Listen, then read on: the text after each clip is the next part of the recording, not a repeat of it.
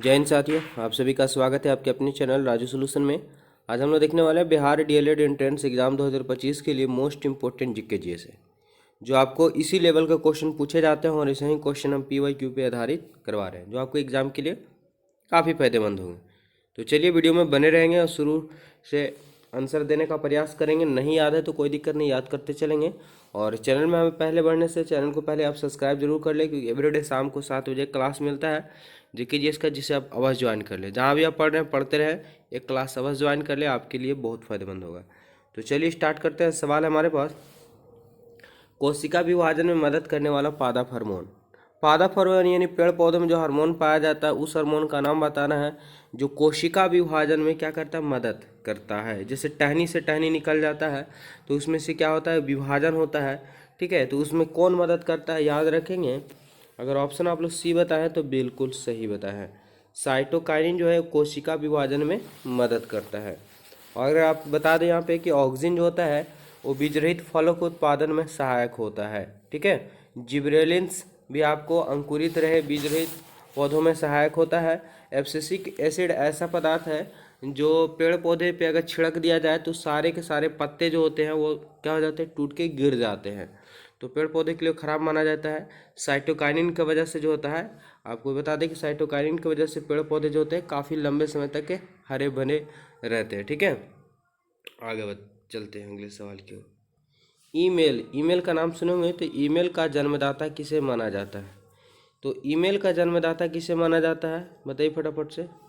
तो ईमेल का जन्मदाता जो माना जाता है, ये माना जाता है रे टॉमलिंसन को। रे टॉमलिंसन को, ऑप्शन की बात करें हम, डी यहाँ पे मतलब राइट आंसर हो जाएगा। जैसे ही क्वेश्चन देखते हैं आप लोग फटाफट से कमेंट करने का प्रयास करेंगे। ठीक है, सवाल अगला हमारे पास 4 नंबर, ये क्वेश्चन नंबर 3 है। ठीक है, मिस्टेक से 4 हो गया, कोई दिक्कत नहीं। रासायनिक दृष्टि से सिंदूर है, रासायनिक दृष्टि से सिंदूर है, क्या होगा। तो ध्यान देंगे, इसकी राइट आंसर की बात करें अगर हम, तो HGS होता है सिंदूर का सूत्र। तो मर्क्यूरस सल्फाइड, ऑप्शन की बात करें सी यहाँ पे करेक्ट आंसर हो जाएगा। थोड़ी सी अगर हम चर्चा करें, sodium chloride, sodium Na chloride Cl, ये नमक का सूत्र होता है सोडियम क्लोराइड। पोटेशियम कैल्शियम में तो कैल्शियम सी है, कार्बोनेट CO3, तो ये चूना पत्थर संगमरमर का सूत्र होता है। ठीक है, और सिंदूर का सूत्र HGS, आप लोग जानेंगे मर्क्यूरस सल्फाइड। तो याद रखेंगे, सभी के सभी इंपॉर्टेंट है। आगे बढ़ते हैं। कार्बनिक यौगिक को रासायनिक गुण प्रदान करने वाला समूह कहलाता है। देखिए यहाँ पे ध्यान समझेंगे कि कार्बनिक यौगिक को कौन सा गुण प्रदान करना, रासायनिक गुण प्रदान करने वाले समूह को कहा जाता है। तो राइट आंसर की अगर हम बात करें इसमें, ठीक है, तो क्रियाशील समूह कहा जाता है। रासायनिक गुण प्रदान करने वाले को क्रियाशील, जैसे आपको देखेंगे तो ये जो OH हो गया ये क्रियाशील मूलक हो गया, COOH हो गया ये क्या हो गया, क्रियाशील मूलक हो गया, CH हो गया, ये सब क्रियाशील मूलक है। ठीक है, O डबल बॉन्ड क्या हो, क्रियाशील मूलक है। तो एल्कोहल होता है, एल्डिहाइड ग्रुप होता है, एसिटिक होता है, कीटोन होता है, ये सब के सभी क्या है, तो क्रियाशील मूलक है जो रासायनिक गुण प्रदान करते हैं कार्बनिक यौगिक को। आगे हम बढ़ते हैं अगले सवाल की ओर, क्वेश्चन नंबर 5 की ओर। कौन सा विद्युत का चालक है। देखिए विद्युत का चालक यानी जिससे करंट क्या होता है, आसानी से प्रवाहित होता है, उसी को विद्युत चालक कहते हैं। वीडियो में बने रहेंगे तो ही आपको समझ में आएगा अच्छे ढंग से, और हम विशेष चर्चा करते रहेंगे सभी पे। तो देखेंगे अगर बात करें रबड़, तो रबड़ विद्युत का चालक नहीं होता है। ठीक है, इसलिए बिजली मिस्त्री भी जो होते हैं रबड़ का पंजा और रबड़ का जूता वगैरह पहनते हैं ताकि उसको करंट ना लगे। शुद्ध जल, शुद्ध जल जो होता है, शुद्ध जल का pH मान 7 होता है, जो उदासीन होता है। तो उदासीन होने के कारण जो होता है इसमें करंट का प्रवाह नहीं होता है। बेंजीन की बात करें तो बेंजीन में भी नहीं होता है। लेकिन लवण जल होता है जिसमें नमक की, लवण मतलब जिसमें नमक की मात्रा होती है, ठीक है, तो उसमें विद्युत का क्या हो जाता है, चालक हो जाता है। तो ऑप्शन की बात करें अगर हम, तो ऑप्शन से यहाँ पे करेक्ट आंसर हो जाएगा, लवण जल विद्युत का चालक होता है। चलिए आगे बढ़ते हैं। अगला सवाल हमारे पास, संसार का सबसे छोटा पुष्प। देखिए पूछा जाता है और पूछा गया भी है, संसार का सबसे छोटा पुष्प यानी फूल कौन सा है। याद रखेंगे सबसे छोटा फूल जो है वुल्फिया है, वुल्फिया, ऑप्शन डी। आगे बढ़ते हैं। सवाल हमारे पास, मानव शरीर में विटामिन ए संचित रहता है। संचित मतलब जमा रहता है। तो विटामिन ए जो संचित रहता है वो कहाँ जमा रहता है? अमाशय में, यकृत में, तिल्ली में या उदर में? याद रखेंगे, विटामिन ए की बात करें हम तो यह यकृत में जमे रहता है। कहाँ? यकृत में जमा रहता है। विटामिन ए की कमी से रतौंधी नामक रोग होता है। विटामिन ए का मुख्य स्रोत जो होता है गाजर होता है। ठीक है, याद रखेंगे। आगे बढ़ते हैं, हमारे पास क्वेश्चन नंबर 8 है कि विद्युत हीटर के सहायक तत्व होते हैं। यानी जो विद्युत हीटर जो बने होते हैं उसमें जो तार लगा हुआ रहता है वह तार किसका रहता है? ये क्वेश्चन पूछा गया है। क्या प्लास्टर पेरिस की प्लेट रहती है, नाइक्रोम का तार रहता है, एल्युमिनियम का तार रहता है, या उपयुक्त में से ए और बी दोनों होंगे? तो आप विद्युत हीटर बिल्कुल देखे होंगे। ठीक है, तो इसमें अगर एक तार लगा हुआ रहता है, जो तार किसका रहता है? तो अगर बात करें हम तो ये प्लास्टर ऑफ पेरिस का प्लेट होता है। बिल्कुल आप एक प्लेट देखे होंगे। ठीक है, मिट्टी का टाइप का प्लेट देखे होंगे। जो प्लास्टर ऑफ पेरिस का प्लेट रहता है वो हीट होने पर पूरा लाल हो जाता है। ठीक है, और दूसरा उसमें जो तार लगा हुआ रहता है वो क्या होता है? नाइक्रोम का तार होता है। ऑप्शन की अगर हम बात कर ले तो ए और बी दोनों सही होंगे, तो ऑप्शन डी इसका करेक्ट आंसर हो जाएगा। यहाँ पूछा है विद्युत हीटर के सहायक तत्व। अब ये नहीं पूछा कि विद्युत हीटर में कौन से तार लगाए जाते हैं। तो सहायक तत्व में प्लेट भी रहता है, नाइक्रोम का तार, एल्युमिनियम का तार उसमें नहीं रहता है। चलिए आगे बढ़ते हैं अगले सवाल की ओर। हमारे पास निम्नलिखित में कौन सा मानव का उद्भव स्थान है? देखिए कई बार हम ये क्वेश्चन क्लियर करवा चुके हैं और ये सेट में भी आ चुका है। तो बात करें कि मानव का उदय कहाँ से हुआ था, इस पृथ्वी पर, ऐसे तो माना जाता है कि ये क्या से हुआ, समुद्र से हुआ है मानव का मतलब उद्गम स्थान। लेकिन ऐसे देखा गया है तो अफ्रीका है ना, अफ्रीका में मानव का उद्गम स्थान माना गया है। दो प्रकार के वनमानस देखे गए थे, रामापिथिकस और इथोपिस्कस। दो प्रकार के वनमानस देखे गए थे अफ्रीका में। ठीक है, ऑप्शन की बात करें यहाँ ए राइट आंसर हो जाएंगे। और धीरे धीरे महाद्वीपों के द्वारा विभिन्न क्षेत्रों में बढ़ गए और आज मनुष्य की आबादी पृथ्वी पे देख ही सकते हैं क्या है। आगे बढ़ते हैं अगले सवाल की ओर। वर्गीकी मतलब होता है अलग अलग करना। ठीक है, तो वर्गीकी के अधिक वैज्ञानिक आधार का प्रयास करने वाले पहला व्यक्ति कौन था? यानी वर्गीकी का आधार, आधार मतलब किस आधार पे जीवों को बांटे। तो मेन हो गया कि किस आधार पर जीवों को बांटने का प्रयास करने वाला पहला व्यक्ति कौन से थे? याद रखेंगे अरस्तु। क्या थे? वर्गीकी का पिता किसे कहा जाता है? अरस्तु को कहा जाता है। लेकिन वो किस आधार पे बांटा जाए प्रयास करने वाले, वही व्यक्ति थे अरस्तु। याद रखेंगे, ऑप्शन बी यहाँ पे राइट आंसर हो जाएंगे। अगला सवाल है, 1 मीटर के स्केल पर 0 और 2A यानी एम्पियर के बीच 20 विभाग है, तो इसका अल्पमान क्या होगा? 11 नंबर सवाल का आंसर क्या होंगे? देखिए कोई बड़ी सवाल नहीं है। इसकी राइट आंसर की अगर हम बात करें कि 2 एम्पियर के बीच में 20 भाग है, यानी इन दोनों को अगर हम जोड़ देते हैं, ठीक है, मान अगर पूछा है, अल्पसंख्यक मान पूछा है, तो स्केल पे 0 से 2 एम्पियर यानी 0 + 2 एम्पियर जोड़ दिए और कितना भाग में बांटा गया तो 20, तो बट्टा में 20 कर देंगे। 2/20 हो जाएगा, काटेंगे 1/10 हो जाएंगे, यानी 1/10 हो जाएगा। भागेंगे तो 0.1 आएगा। ठीक है, तो राइट आंसर की बात करें, ऑप्शन की बात करें तो ऑप्शन ए हो जाएंगे। यानी एक स्केल सिंपल सा है, कोई क्वेश्चन नहीं है, एकदम सिंपल सा सवाल है कि 0 और 2 एम्पियर के बीच 20 विभाग है। कितना भाग है? 20 भाग है। तो अल्पसंख्यक मान मतलब ये जो छोटे छोटे जो घर बनेंगे इसका मान क्या होगा? तो बिल्कुल क्या करेंगे कि जितना भाग है पूरा का पूरा, उसमें से जितना भाग में बांटा गया उससे भागा दे देंगे, तो हमारा अल्प मान निकल जाएगा, नहीं छोटा मान निकल जाएगा। आगे चलते हैं।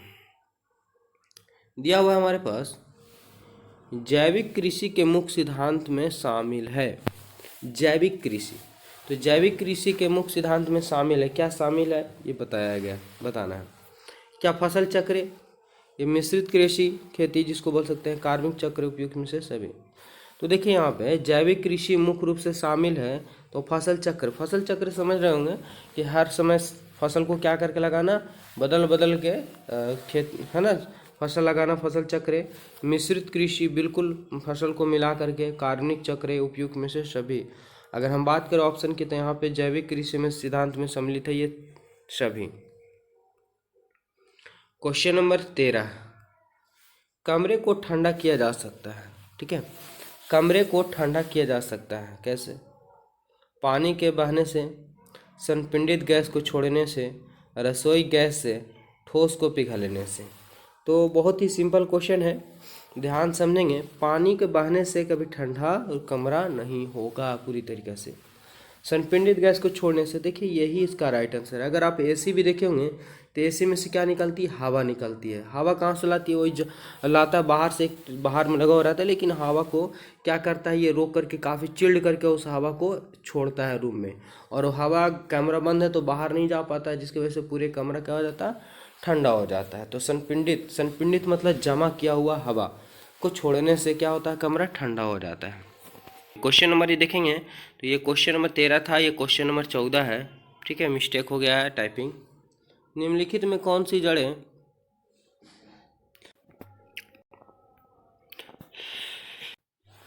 चलते हैं अगले सवाल की ओर। सवाल हमारे पास ये क्वेश्चन नंबर 14 है, 15 लिखा गया, कोई बात नहीं। निम्नलिखित में कौन सी जड़ें श्वसन जड़ें हैं? श्वसन जड़ें कौन हैं? पेड़ पौधे संबंधित है, याद रखेंगे। ये है न्यूमेटोफोरस। न्यूमेटोफोरस जो है वो श्वसन जड़ें हैं। ऑप्शन डी हो जाएंगे। चलते हैं 15 नंबर सवाल की ओर। दिया हुआ सल्फ्यूरस अम्ल है, देखिए सल्फ्यूरस बोल दे, सल्फ्यूरिक बोल दे, सेम ही होते हैं। और इसकी राइट आंसर की बात करें, सल्फ्यूरिक अम्ल का जो सूत्र होता है सल्फ्यूरस अम्ल का H2SO4 होता है। इसे अम्लराज भी कहा जाता है, इसे एसिड भी कहा जाता है इंग्लिश में, इसे तेजाब हिंदी में कहा जाता है, यह अम्लराज भी कहलाता है, या बैटरी अम्ल भी कहलाता है। तो बहुत ही प्रकार का घुमा घुमा के क्वेश्चन पूछा जाता है, इसलिए सभी बातों को माइंड में रखेंगे। ठीक है, हम थोड़ा सा ज़्यादा आवाज़ नहीं बोल पा रहे हैं, खास सर्दी होया हुआ है, आप थोड़ा मैनेज करेंगे। पृथ्वी के वायुमंडल में ऑक्सीजन गैस की कितनी मात्रा होती है? तो ऑक्सीजन गैस की मात्रा पूछा है वायुमंडल में। तो अगर बात करें तो सबको पता होगा, यहाँ से क्वेश्चन कई बार देखने को मिल जाता है क्या कि 78% की अगर बात करें हम तो क्या है? नाइट्रोजन है। अगर हम बात करें 21% क्या है? तो ऑक्सीजन है। अगर हम बात करें तो 0.03% कार्बन डाइऑक्साइड है। बाकी जो होते हैं 0.69 जो 4% है, लगभग अन्य गैस से पाए जाते हैं। तो ये प्राकृतिक में मौजूद है मुख्य रूप से। चलिए आगे बढ़ते हैं। तो यहाँ पे आंसर सबको क्लियर हो गया होगा, 21% है। अगर हम सांस लेते हैं ऑक्सीजन को वायुमंडल से तो 21% तो है, लेकिन हमें 16% ही प्रयोग किया जाता है। बाकी 4% बची हवा के साथ, कार्बन डाइऑक्साइड के साथ बाहर छोड़ दिया जाता है। सवाल है, निम्नलिखित में कौन त्वरण का मात्रक नहीं हो सकता? तो त्वरण की अगर हम बात कर ले, ए बराबर क्या होता है? V-U/T, एक सूत्र होता है। तो V-U जो भी निकालेंगे तो चाल होता तो मीटर प्रति सेकेंड हो गया। ठीक है, चाल का समातक मीटर प्रति सेकेंड, और समय का भी समातक सेकेंड होता है। तो क्या हो जाएगा? मीटर, और ये बट्टा में, ये भी बट्टा में, तो एक लाइन के नीचे तो नीचे ही रहेगा। तो मीटर प्रति सेकेंड स्क्वायर होता है।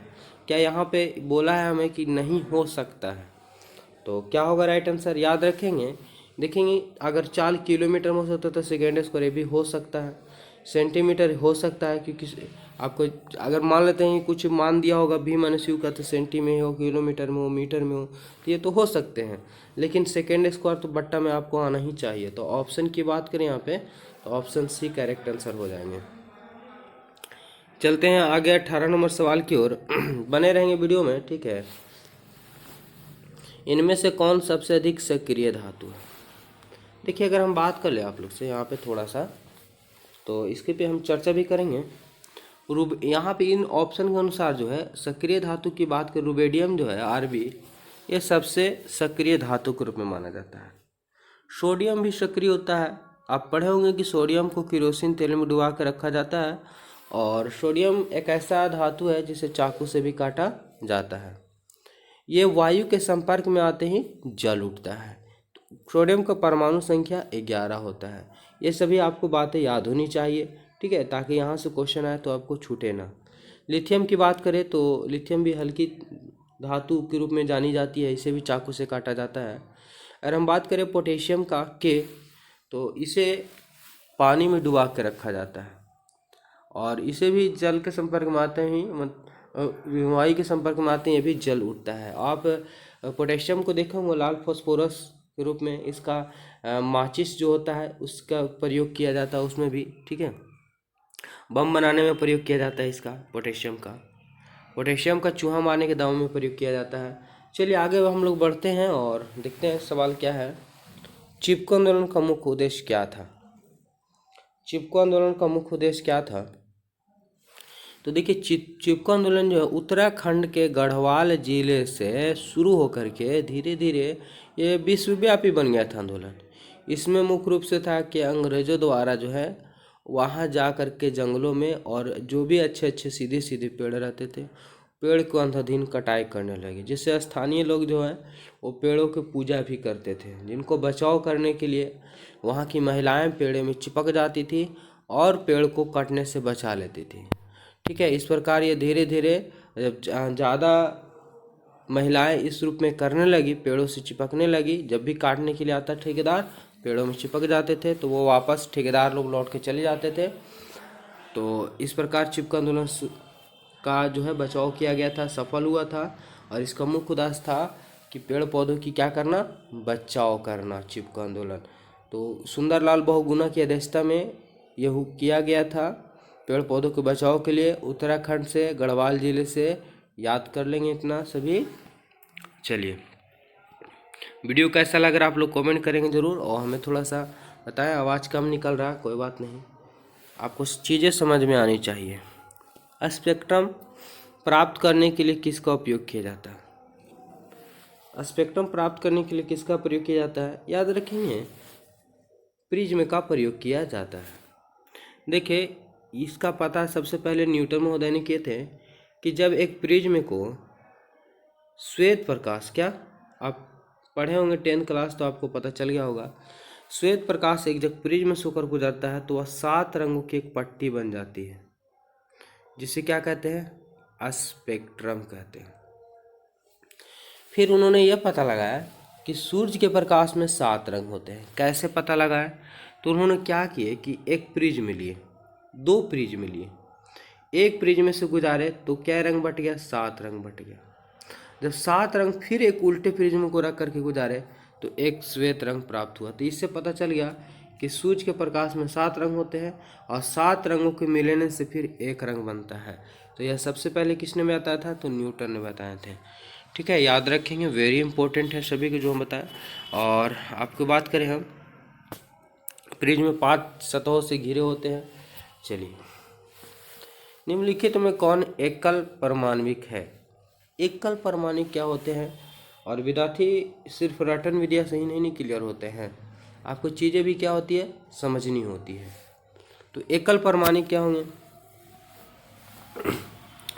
देखते हैं। यहाँ पे राइट आंसर की बात करें, एकल परमाणु क्या होते हैं? 21 नंबर सवाल का आंसर क्या हीलियम है, नियॉन है, आर्गन है या इनसे सभी? तो देखिए एकल परमाणु कहने का मतलब केवल इसमें जो है एकल पर हमेशा, एकल मतलब हमेशा ही जो है अकेले ही रहते हैं, एक परमाणु ही होते हैं। जैसे हीलियम H2 है, बाहरी कक्षा में 2 इलेक्ट्रॉन है, ठीक है। नियॉन Na क्या होते हैं? 10, तो इस तोड़ेंगे तो 2 और क्या होता है? 8 होता है, यानी बाहरी कक्षा में पूर्ण होता है। तो किसी से अभिक्रिया नहीं करता है। जब भी आप देखेंगे तो H ही रहेगा, नियॉन का देखेंगे तो Na रहेगा, आर्गन को देखेंगे तो Ar ही रहेगा, यानी इसके आगे पीछे 2 3 4 5 कुछ भी नहीं लगा हुआ रहता है। तो ये क्या बन जाते हैं? एकल परमाणु बन जाते हैं, ठीक है, याद रखेंगे। आगे बढ़ते हैं। पृथ्वी पर गुरुत्वीय त्वरण का मान क्या होते हैं? तो देखिए पृथ्वी पर जो गुरुत्वीय त्वरण के अगर मान की बात करें तो भूमध्य रेखा में सबसे कम होते हैं। गुरुत्वीय त्वरण का मान भूमध्य रेखा में सबसे क्या होते हैं? कम होता है। ध्रुव पर सबसे ज़्यादा होता है। जी का मान आप लोग पढ़े हैं, गुरुत्वीय त्वरण का मान 9.8 मीटर प्रति सेकंड स्क्वायर होता है, गुरुत्वीय त्वरण का ये मान होता है। चलिए तो हम लोग जान गए कि ध्रुव पर गुरुत्वीय त्वरण का मान अधिक होता है और भूमध्य रेखा पर सबसे कम होता है। घरेलू विद्युत परिपथ में उदासीन तार का रंग कैसा होता है? तो देखिए ये तो आप सीधा से समझ सकते हैं कि कि घरेलू परिपथ में उदासीन तार का रंग का जो मान रंग होता है वो काला होता है। कैसा? काला होता है। ऑप्शन सी हो जाएंगे राइट आंसर। रेटिना प्रकाश को प्रकाशित करता है, रेटिना प्रकाश को परिवर्तित करता है।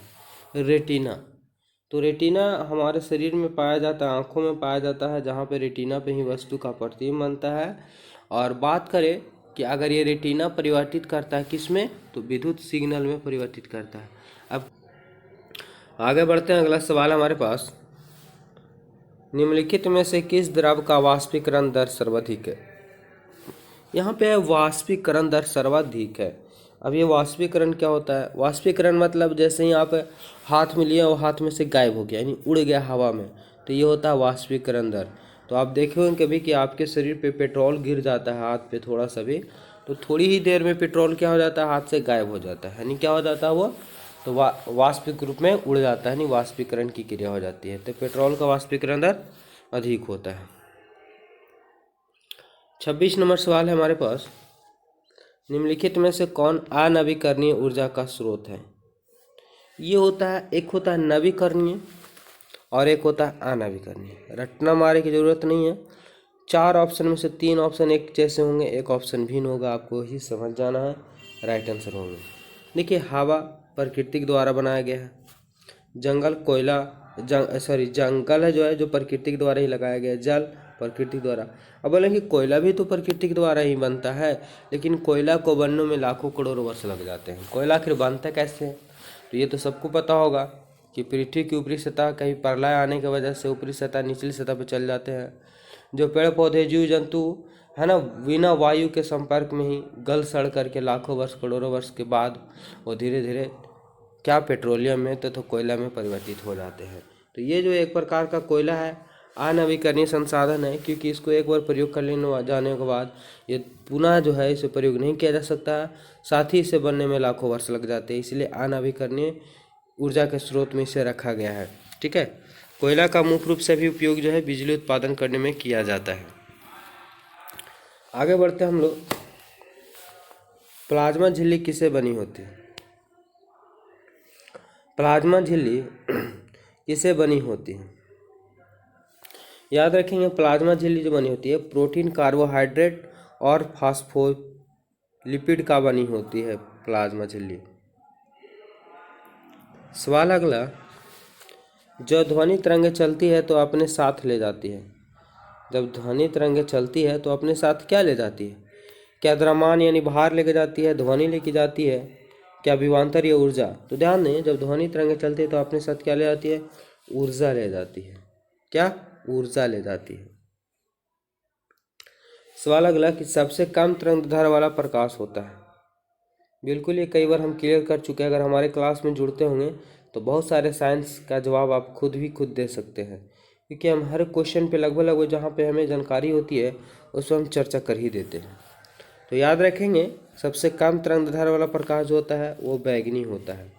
क्यों? क्योंकि बैगनी का विचलन सबसे अधिक होता है, जिससे इसका तरंगदैर्घ्य काफ़ी कम होता है, और लाल रंग का तरंगदैर्घ्य सबसे अधिक होता है, उसका विचलन कम होता है।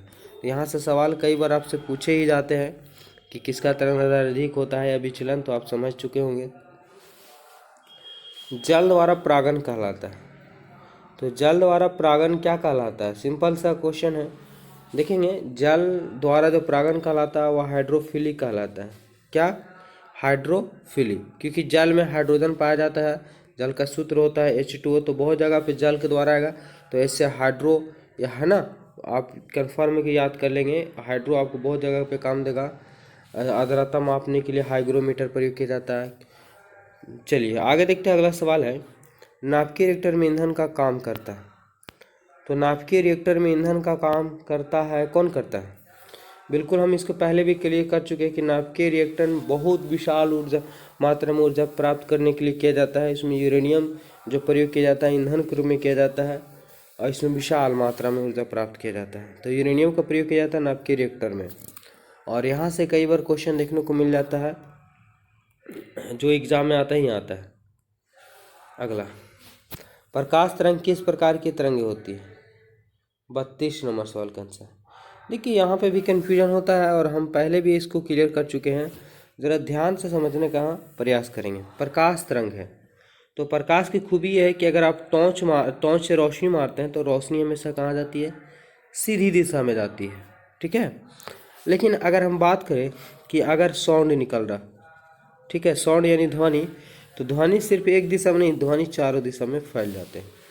तो अगर हम बात करें प्रकाश का, तो प्रकाश हमेशा सीधी रेखा में चलती है, इसलिए अनुप्रस्थ होती है। क्या होती है? अनुप्रस्थ, यानी एक दिशा में चलने वाली को अनुप्रस्थ कहते हैं।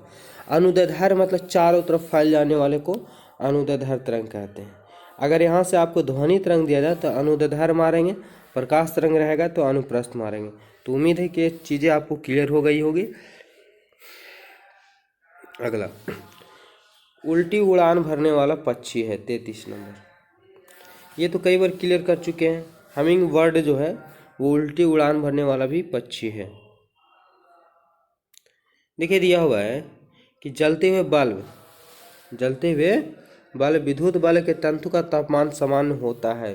कितना होता है ये पूछा गया है 34 नंबर सवाल का आंसर। तो देखें, जलते हुए बल्ब के जो तंतु होते हैं उसका तापमान की अगर बात करें तो लगभग 3000 से 3500 डिग्री सेल्सियस तक का होता है। और याद रखेंगे 3700 डिग्री सेल्सियस पे तंतु क्या हो जाते हैं, तो टूट जाता है। क्या होता है?